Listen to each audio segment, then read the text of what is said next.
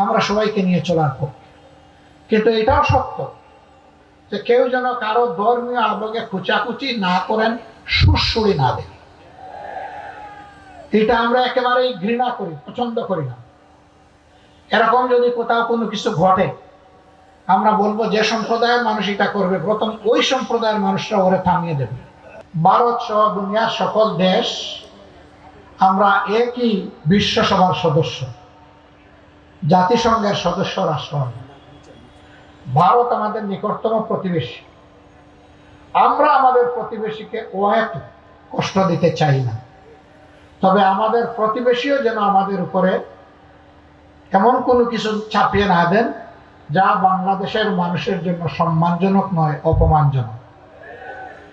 যদি এরকম তারা কিছু করেন, দেশের স্বার্থে আমরা সেদিন ভূমিকা পালন করতে কারোর চোখের দিকে তাকাবো না। আমরা বাংলাদেশকে একটা মানবিক বাংলাদেশ হিসাবে গড়ে তুলতে চাই।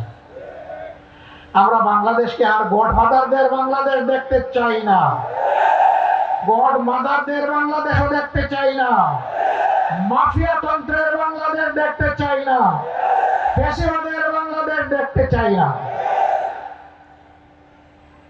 2006 সালের 28 অক্টোবর থেকে 2024 সালের 5 আগস্ট পর্যন্ত ফ্যাসিবাদীদের হাতে যারা জীবন দিয়েছেন, আমি তাদের সকলের প্রতি গভীর শ্রদ্ধা জ্ঞাপন করছি।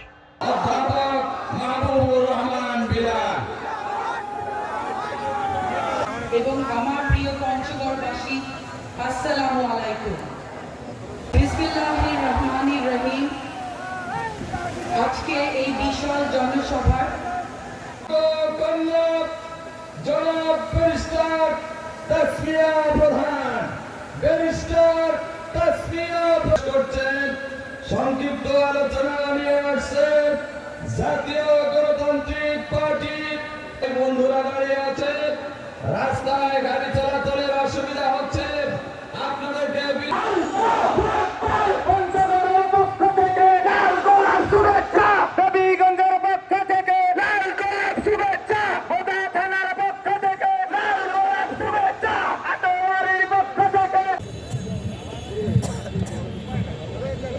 ধন্যবাদ। আজকের এই বিশাল জনসভা সমর্থন ঘোষণা করছি। বাংলাদেশ জিন্দাবাদ, বাংলাদেশ জামাতে জামাতকে অসংখ্য মোবারকবাদ জানাই এবং তার হায়াতে আপনারা এতক্ষণ যাবত যে মেহমানের জন্য অপেক্ষা করছেন, না দিলে বাংলাদেশের জেলখানায় আপনারা লোক ভর্তি করে পারবেন না।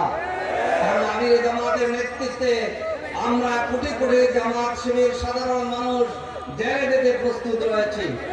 তাই অবিলম্বে এটি মাদারুল ইসলামকে মুক্তি দিতে হবে। সংগ্রামী ভাই বন্ধুগণ, আমরা স্বৈরাচার মুক্ত বাংলাদেশে আজকে আছি। আমাদের ছাত্ররা যে স্লোগান ছিল, উই ওয়ান্ট জাস্টিস, আমরা ন্যায় বিচার চাই, আমরা বৈষম্য মুক্ত বাংলাদেশ চাই।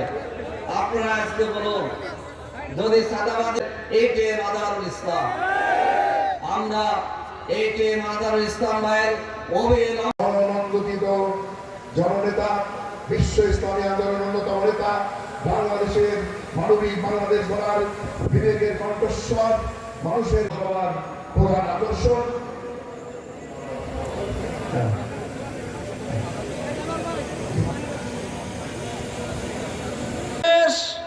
স্বাধীনতার 54 বছর অতিবাহিত হচ্ছে।